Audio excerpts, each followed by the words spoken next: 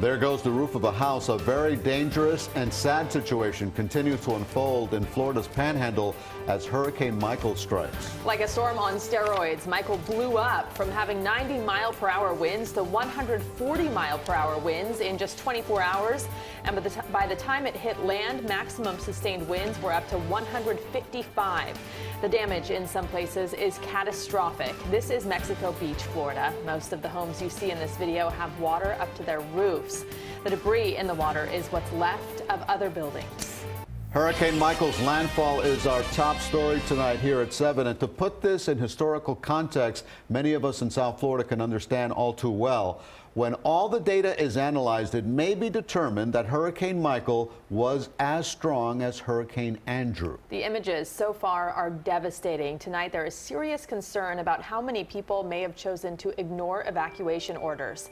CBS 4's Ty Russell is live in Panama City, and he begins our extensive team coverage tonight. Ty. Rutabaga, it is a sad situation out here. I've been talking to some people who are telling me they have no place to go. And just take a look over my shoulder here. This is the room, or at least was the room, for the manager of the actual hotel. She lived here, and this is what she experienced. And I remember her running down the stairs telling everybody that the roof was ripping right off of this building. And this is not the only damage that we see like this. If we take a look through these trees here, you can see there's another building feet away from us where the roof completely ripped off the top of that building. This is what we've been seeing right now here in Panama City.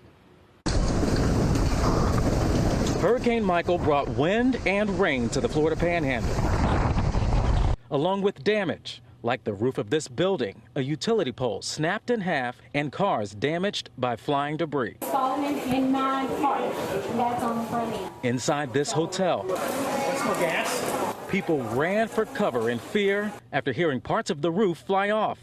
Now families are worried about their homes. It's about to get washed out. Yeah. But they know it may be days at least until they can go back to their properties. With this kind of wind, who knows? Who knows? And now that the strong wind and rain have left the area, some remain hopeful they'll have a home to go to once the streets are cleared. And right now it's a little windy, and I've been looking at some of the debris here, like this metal here. This is from the roof of the hotel. And now also people are dealing with widespread power outages. That's why I got an alert on my phone, at least here in Bay County, that there is a mandatory curfew in effect until 8 o'clock tomorrow morning. In Panama City tonight, I'm Ty Russell, CBS 4 News. Ty, we want to know how you're doing. I know one of our vehicles was damaged. Is there power where you are? Are you guys going to be able to get around?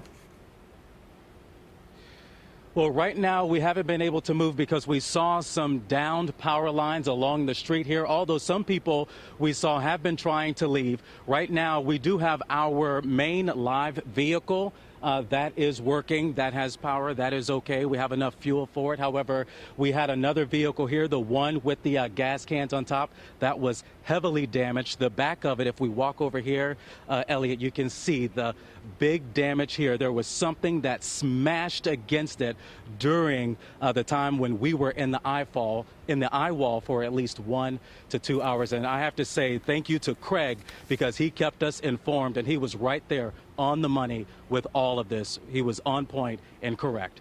But for now, we are live here in Panama City. Ty Russell, CBS 4 News. All right, Ty, well, we're glad all of you are safe. That's the really important thing. Thank you for that live report from Panama City.